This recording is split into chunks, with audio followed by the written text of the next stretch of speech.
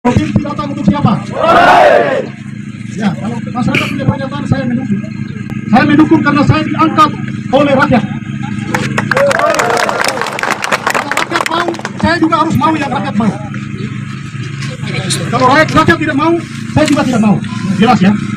Komisi Pemberantasan Korupsi (KPK) sedang mengusut kasus dugaan korupsi dalam pelaksanaan proyek di pemerintah Kabupaten Pemkab Mamberamo Tengah, Provinsi Papua. Jadi saya pikir untuk BPK atau KPK melakukan penangkapan yang begitu dengan secepatnya untuk melakukan penangkapan itu saya pikir sudah terlalu kelewatan. Sebagai Bupati Mamberamo Tengah dan juga sebagai Ketua Asosiasi Bupati Pegunungan Tengah,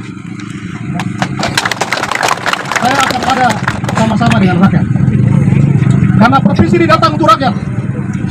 Provinsi ini datang untuk orang Papua. Menurut negara atau menurut pemerintah, beliau ini semacam orang yang harus ditangkap. Tapi saya pikir apa yang disampaikan oleh Pak RHP terhadap penolakan DOP itu bagian daripada apa yang disampaikan oleh aspirasi masyarakat.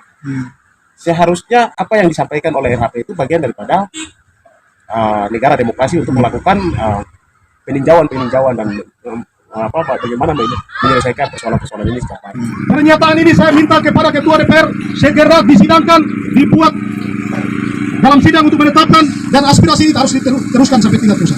Komisi Pemberantasan Korupsi (KPK) sedang mengusut kasus dugaan korupsi dalam pelaksanaan proyek di pemerintah Kabupaten Pemkab Mamberamo Tengah. KPK telah melakukan penggeledahan di 3 lokasi di Jayapura, yaitu Kompleks Ini indikasi saja, pencurigaan saya sebagai tim independen melihat bahwa ada indikasi atau ada pencurigaan yang mungkin diikutkan oleh KPK untuk dilakukan penggeledahan. Seharusnya seorang pejabat daerah itu dilakukan dengan tahapan-tahapan yang bersifat prosedural. Jangan kita melihat karena orang tersebut mendukung penolakan DOP, tapi di balik itu kita ditekan untuk harus diam dengan kita memaksakan untuk KPK harus tangkap dia. Oh, itu tidak boleh. Sudah masuk dalam hal pembunuhan karakter. Kalau kita niat atau apa yang selama ini orang sudah tahu bahwa RHP bagian daripada calon utama untuk menuju ke kursi gubernur. Namun di tengah-tengah sini ketika ada program DOP, di situ dia mewakili representasi masyarakat Papua untuk menyuarakan penolakan DOP. Nah, di sini saya pikir ini hak demokrasi, maka pemerintah maupun negara harus melindungi.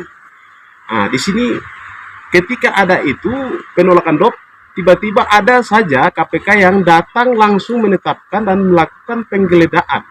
Nah, ini membuktikan kami bahwa KPK ada apa? Ini pertanyaan besar, bahwa ini ada tanda kutip bahwa KPK kami bisa berindikasi bahwa ini ada tekanan yang mungkin membuat seorang RHP itu harus diam begitu. Tapi saya pikir ini hak politiknya masyarakat. Jadi perlu kita harus mengakomodir dan juga perlu kita harus mengusul untuk bagaimana pemerintah sama-sama mengajak masyarakat Papua untuk duduk bersama-sama menyelesaikan masalah. Namun kalau dibungkam atau kalau ditekan dengan tekanan KPK, otomatis kita secara tidak langsung membunuh karakter seseorang itu untuk jangan kita berbicara tentang penolakan atau hak-hak yang bersifat mewakili masyarakat. Nah, ini kan tidak boleh.